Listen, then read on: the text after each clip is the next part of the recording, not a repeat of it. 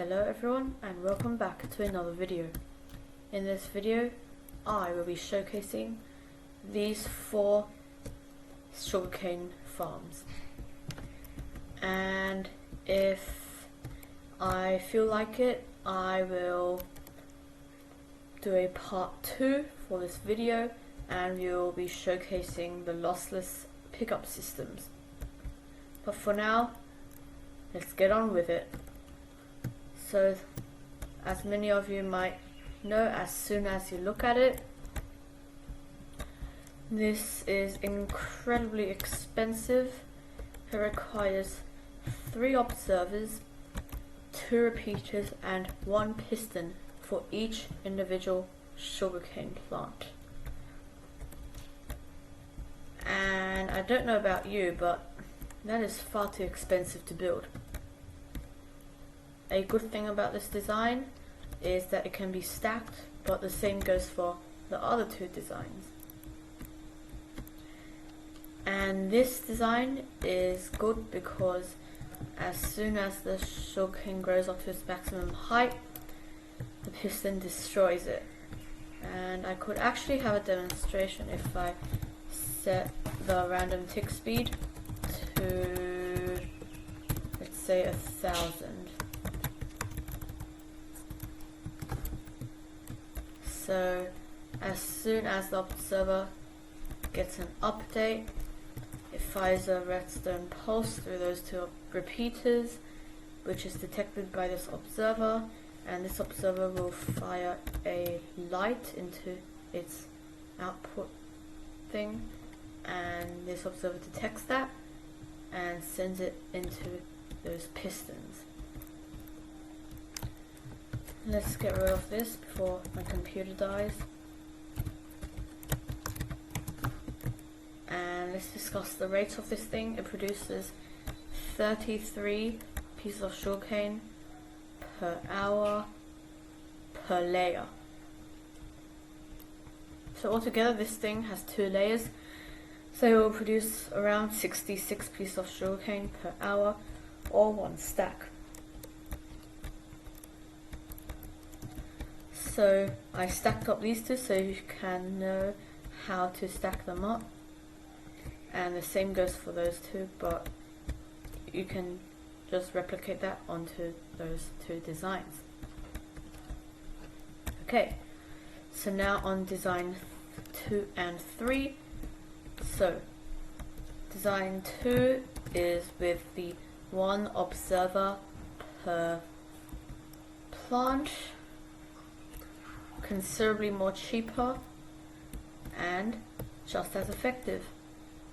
My final estimate for its efficiency was exactly the same as this design, so just from that I don't see why you need to build this farm. Although this is more lag friendly. So when a sugarcane reaches its maximum height, this observer sends a redstone output to all of this redstone, and it fires all of the pistons on one side. And I say that is more lag friendly because for that one it only extends the piston that is underneath the observer. This one, when one fires, all of them do. Over here is the even more cheaper method, but really its rates are extremely disappointing at 25 pieces of sugarcane per layer, which is per 16 plants, and really I'm not too impressed. So right now I think design number 2 is the best so far. So now onto the 3rd design, and this is personally my favorite design, and I'll explain why.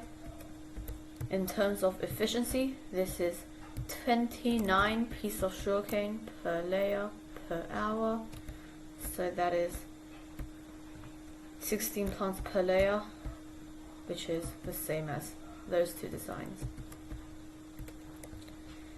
This is cheap. That is one of the reasons that I love this design so much. And B, it is stackable, but in a much more compact way. So if I use iron bars, I can actually leave only one block gap between the dirt and the iron bar. Over here we have 2 block gaps, and over here we also need to have 2 block gaps, because the sugarcane needs to grow up to its maximum height for it to destroy it. Over here it doesn't require that, it's just powered by this daylight sensor. So I can actually put a row of iron bars over here, and I can also put the dirt blocks over here, which is literally on top of all the sugarcane, and that does not affect the efficiency of this farm. And I like this design a lot.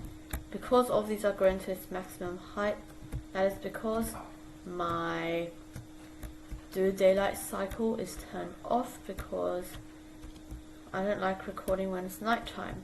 So when it detects a change in time, the observer sends a signal through all of this redstone, which powers all of the pistons. I'll demonstrate that right now by switching this daylight sensor to night mode, and most of it gets pushed down into this chest, and you can just stack it like this. So this is my favorite design because it's cheap and it is more compact. All of these designs, as you may have noticed, have sugarcane lying around over here, because pistons do a fairly messy job of pushing sugarcane and melons and that sort of thing. So that is why I'll be showcasing a lossless pickup system in the future. So we will have the farms that have a hopper minecart going underneath them, but I don't want to be spoiling every single thing for part 2. So you can have a few things you can take out from this video, and that is, do not build things like this. I don't even know why this design came into my head, but I thought it would be interesting to showcase this, so I did. And another one is, if you want a fast farm that produces lag but is still quite cheap, then I would think this one it will be the way to go. And if you want an incredibly slow farm that is very cheap, then maybe this farm might be for you. And finally, on to the last one. If you're looking for a moderate farm in efficiency, that is, and a cheap farm and a compact farm, then, well, you have to build this one, or else I don't know what's wrong with you. Although there is a chance that you might like the lossless pickup systems more, but they are very bulky in height and they are not so easy to stack on top of each other.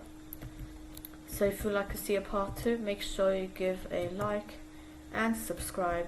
Leave your suggestions in the comments below, and I'll see you next time.